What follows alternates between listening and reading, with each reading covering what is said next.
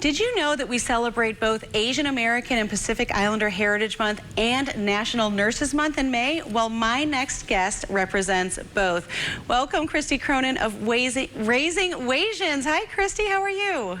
Hi, my friend. How are you? It's good to see you. I'm doing really well. Thank you for joining me. You've got such an incredible story, and that's really all I want to do today is just to bring awareness to AAPI month in particular, because I know you've shared so candidly, especially on your Instagram account.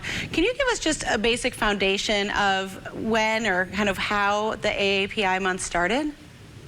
Yeah, so it basically started to celebrate almost 180 years of Asian American and Pacific Islander contributions to the U.S. So history, culture, achievements, and it really helped shape the foundation of our country. It started back in 1978, but honestly, oh my gosh, I'm so nervous.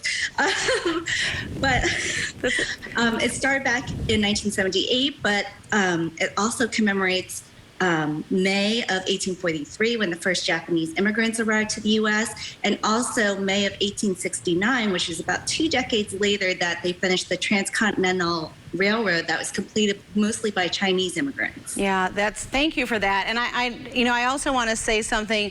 Just because you are an Asian American, you don't represent the weight of everyone on your shoulders. I know it can feel like that sometimes, and we're going to talk about that in a second, about what people can do to really celebrate and honor this month. But can you just touch a little bit about what it means to you? Why is this month important to you in particular, and the community that you do represent?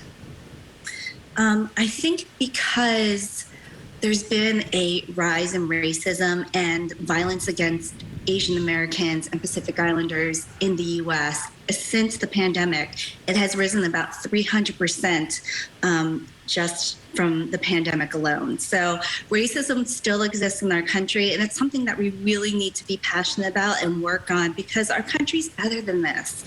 And we can do so much to help the community, to help our fellow people. I mean, humans are humans at the end of the day, and everyone deserves a chance to be treated as such and to be loved. Yeah, I appreciate you saying that, because sometimes we hear racism when we think of just one race, or it's a black and a white issue, and there is racism against Asian Americans. I mean, you're a Korean American, and I know you've had slurs. You've had, I think when we first started talking, I said, talk to me about what's been going on the past 2 years, and you were candid to say, really, it's been my whole life. And you were adopted as well, if I may say, and so that adds another layer of complexity onto it. How do you navigate that, and now raising biracial children, as you document on Raising Wasians? How have you learned to come to terms with that and celebrate that? That's a super hard question. I mean, the biggest thing is I want my kids to grow up knowing that half of them is Korean, and they should be proud of that. I mean, I honestly have not been proud to be Korean my whole life, and it's taken many, many years to come to a place where I can be who I am and be proud of who I am. And, all the racial stuff, all of the childhood slurs, even as an adult now, as an influencer, I get these things daily, weekly, monthly, and it's things that people don't realize actually exist all the time. Yeah. And I just want people to know that, you can really impact people with your words, and that we need love and support as much as the next person. Yeah, thank you for saying that. I know it's not easy to talk about this, but that's the beauty of a month like this, is that it gives people a chance to share their personal story, right? You can't speak for everyone, but you can share what is true for you. Can you tell those of us that are not falling into that community how we can support those in the community? What can we do to, just to be a support? I think the biggest thing is that Asians in general, we're usually talked down as the submissive race. And now that we're beginning to speak up, we need more than just us speaking up. It needs to be other people. So you can confront any microaggressions happening in your community. You can check in with fellow Asian family and friends, see how they're doing, and be sure to really listen to them and listen with empathy.